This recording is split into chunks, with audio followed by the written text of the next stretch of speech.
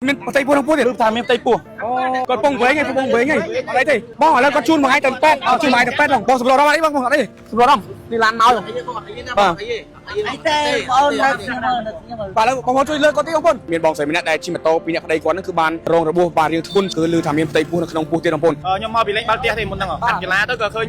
ជប់ទៅស្តុបហ្នឹងក៏ឃើញគាត់មកទៅគាត់ប៉ះគេទេស្តុបគេទេនិយាយទៅបាទអញ្ចឹងស្តុបគាត់ក្រហមបាទស្តុបគាត់ក្រហមទេបាទហើយប៉ះគ្នាទៅប៉ះទៅចុះម្នាក់ទៀតហ្នឹងតែគាត់អីទេដោយសារគាត់បងប្រុសគាត់អីទេគាត់លក្ខណៈគាត់ជាម្ចាស់ស្តុបនិយាយមកទៅគាត់ជាម្ចាស់ស្តុបហើយគាត់បើកយឺតដៃទេតែបងគាត់មកលឿនឥឡូវសម្រាប់ចិត្តថាយកឡានមកដឹកទៅហ្មងបងខ្ញុំបាទតែយូរពេកបងណាឡានពេទ្យយូរយើងចង់ឲ្យលឿនជាងហ្នឹងតិចប្រពេនណាលឺថាបងឲ្យទៅពេទ្យលោកសង្ឃពេទ្យលោកសង្ឃបាទពេទ្យលោកសង្ឃចិត្តមកជាងនេះគឺបងឡាប៊ីគឺចាំឡានពេទ្យមកយូរពេកឥឡូវគាត់ព្យាយាមយកឡានផ្ទាល់ខ្លួនគាត់ដឹកបងស្រីដើម្បីទៅពេទ្យសង្គ្រោះផងដែរបងប្អូនដោយសារតែបងស្រីគឺបុកមិញហ្នឹងគឺវង្វេងវង្វាន់ស្មារតីបាត់ហើយបងប្អូនហើយឮថាមានផ្ទៃពោះក្នុងពោះទៀតបងប្អូនយកដឹងថាគាត់មានផ្ទៃពោះប្រហែលខែទេបោះគេបោះខៀវបងខ្ញុំបងខៀវពេកអមបាទអូបុកខ្ញុំមិនខ្ញុំបុកគាត់អញ្ចឹងបុកខ្ញុំប៉ាំងដល់អញ្ចឹងបុកមកទៅហឹងទៅហើយត្រូវទៅណាខ្លះហ្នឹងអូដៃចកាគ្លើងឈាមប៉ុន្តែបងដឹងថាខ្លួនបងជាស្តុបបោះខៀវប្រកាន់ខ្លួនបងស្តុបបោះខៀវណាអញ្ចឹងបងទៅឲ្យច្បាប់គេចាត់ចែងទៅបើសិនជាខុសត្រូវណាបងណាបងចេញពីទីតាំងកន្លែងកាត់ហេតុយើងខុសវិញបងមានតែពីវនាមដល់បងប្អូនជាបរិវត្តរឿងដែលគាត់តែនិយមបើកមិនគោរពភ្លើងស្តុបអញ្ចឹងឯងបងសូមឲ្យបងប្អូនជាបរិវត្តទាំងអស់រត់បើកចរាចរណ៍ដើម្បីយកខ្លួនឯងហ្នឹងបងបាទខ្លួនឯងបាទខូចទៅដាក់ខ្លួនឯងនេះបាទមិនលឺមានពោះតិចពោះទៀតណាបងបាទដល់មួយគាត់ឡត់ព្រៃគាត់និយាយមិញពុំប្រយ័ត្នអូមួយបាទអត់អីបងអត់អីទេបងអង្គុយឲ្យកន្លែងអង្គុយសិនជាម៉ូតូរបស់បងស្រីបងប្រុសមិញដែលបងឡាប៊ីក៏ជូនទៅពេទ្យបងប្អូនគឺជាប្រភេទម៉ូតូម៉ាសង់ត្រៀមម៉ូតូភាគីមួយជំនាញទៀតបងប្អូននេះគឺជាប្រភេទម៉ូតូម៉ាคลิกបងប្អូនម៉ាក់คลิกគឺរងការខូចខាតហ្នឹងគឺបាទពាក់កណ្ដាលម៉ូតូហ្នឹងគឺលបើកល្បិតស្ទីកស្ទីអស់ហើយបងប្អូនគឺតាមស្ទីកស្ទីតែម្ដងបងប្អូនប្រិមិត្តខ្ញុំតាមដានរកកាស័យបងកពី TPU ទីក្រុមនៅគណៈវេលាម៉ោង 9:30 នាទីត្រូវថ្ងៃទី 19 ខែមេសាឆ្នាំ 2026គឺមានគ្រោះចរាចរណ៍មួយរវាងម៉ូតូនិងម៉ូតូដែលនៅនឹងស្តុបកង់រីវហាត់លើផ្ទៃប្រទេសផ្ទាល់តែម្ដងដែលមានមូលដ្ឋាននៅសង្កាត់បឹងតក់ទី1ខណ្ឌទូកុករាជភ្នំពេញដែលយើងទទួលបានករណីគ្រោះចរាចរណ៍មួយនេះគឺភាគីទាំងសងខាងគឺរងរបួសទាំងសងខាងតែម្ដងបងប្អូនហើយគឺមានបងស្រីម្នាក់ដែលជិះម៉ូតូពីរនាក់ប្តីគាត់ហ្នឹងគឺបានរងរបួសបាទរាងធ្ងន់ជាងម្ចាស់ម៉ូតូคลิกមួយនេះផងដែរបងប្អូនគឺឮថាមានផ្ទៃពោះនៅក្នុងពោះទៀតបងប្អូនហើយតាមការបញ្ជាក់របស់បងម្ចាស់ម៉ូតូម៉ាក់คลิกគាត់ថាគាត់ជិះឆ្លងផ្លូវហ្នឹងគឺស្តុបពណ៌ខៀវហើយម៉ូតូដែលបានបើកបុកគាត់ដឹកគ្នាពីរនាក់ដែរបងប្អូនហ្នឹងគឺបំពេញនៅស្តុបពណ៌ក្រហមបងប្អូនហើយយ៉ាងណាមិញយើងអត់ទាន់ដឹងថាខាងណាខុសខាងណាត្រូវទេឥឡូវនេះយើងនឹងធ្វើការសាកសួរទៅកាន់ភាគីទាំងសងខាងអូខេបងប្អូនខ្ញុំមកពីលេងបាល់ផ្ទះទេមុនហ្នឹងកាត់កីឡាទៅក៏ឃើញជប់ទៅស្តុបហ្នឹងក៏ឃើញគាត់មកទៅគាត់ប៉ះគេទេស្តុបគេទេនិយាយទៅបាទអញ្ចឹងស្តុបគាត់ក្រហមបាទស្តុបគាត់ក្រហមទេបាទអូហើយប៉ះគ្នាទៅប៉ះទៅចុះម្នាក់ទៀតហ្នឹងតែគាត់អីទេដោយសារគាត់បងប្រុសគាត់អីទេគាត់លក្ខណៈគាត់ជាម្ចាស់ស្តុបនិយាយមកទៅគាត់ជាម្ចាស់ស្តុបហើយគាត់បើកយឺតដៃទេតែបងគាត់មកលឿនឥឡូវសម្រាប់ចិត្តថាយកឡានមកដឹកទៅហ្មងបងខ្ញុំបាទតែយូរពេកបងណាឡានពេទ្យយូរយើងចង់ឲ្យលឿនជាងហ្នឹងតិចបងឡាប៊ីបានធ្វើការយកឡានគាត់ហើយដើម្បីយកឡានគាត់ទៅដឹកបងស្រីទៅពេទ្យដោយសារគាត់របួសធ្ងន់ហើយចាំនៅរថយន្តសមុយរៀងជូរទីបងប្អូនបាទដោយសារ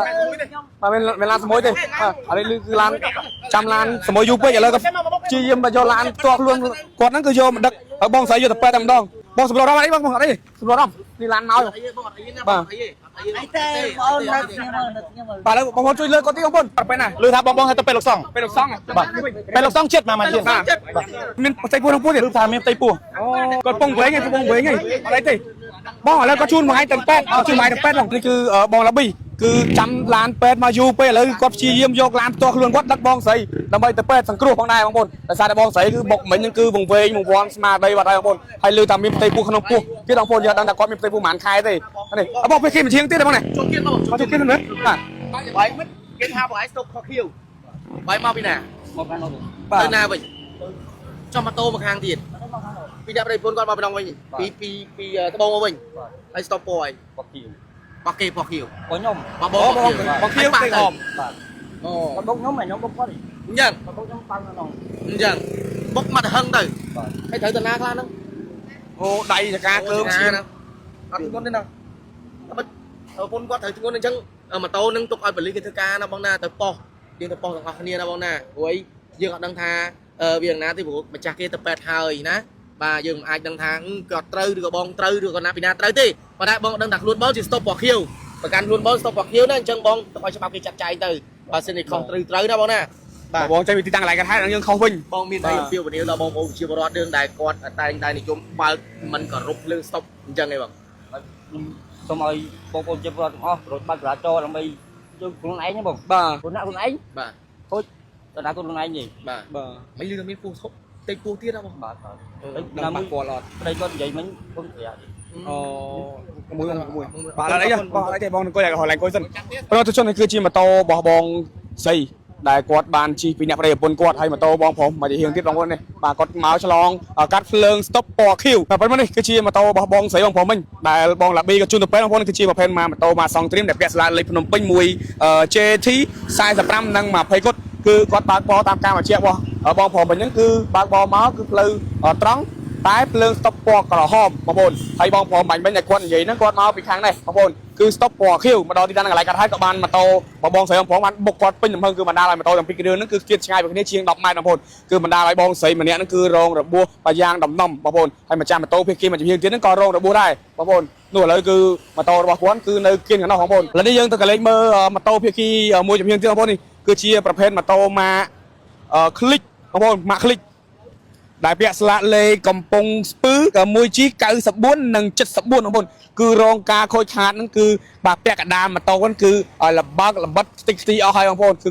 តាមខ្ទេចខ្ទីតែម្ដងបងប្អូនហើយតាមការបញ្ជាក់របស់ម៉ូតូម្ចាស់ម៉ូតូម៉ាក់លីងគឺគាត់បើកបរមកពីទិស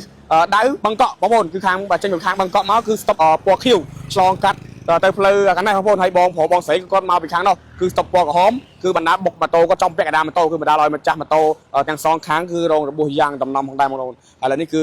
បងឡាប៊ីក៏ដឹកទៅបញ្ជូនទៅបន្ទីពេទ្យលោកសង្ឃហើយដោយសារតែចាំឡានជាមួយបាទយូរពេកឥឡូវនេះយើងមានតែប៉ុណ្្នឹងចុះយ៉ាងណាយើងទុកទូនទីឲ្យកម្លាំងសមត្ថកិច្ចដើម្បីធ្វើការវាស់វែងយកម៉ូតូទាំងពីរទៅរក្សាទុករងចាំការដោះស្រាយពេលក្រោយផងដែរបងប្អូនអរគុណណាស់ប្រិយមិត្តដែលខំចំណាយពេលតាមដានទស្សនានេះគឺជាព័ត៌មានបឋមដែលខ្ញុំទទួលបានពីទីតាំងនៅកន្លែងកាត់ហើយតែប៉ុណ្ណោះព័ត៌មានបរិញ្ញាបត្រទៀតធ្វើការអាប់ដេតពេលក្រោយនៅគណៈពេលខ្ញុំបានមីស្ទ័រឬមកពីទីវិទ្យុសូម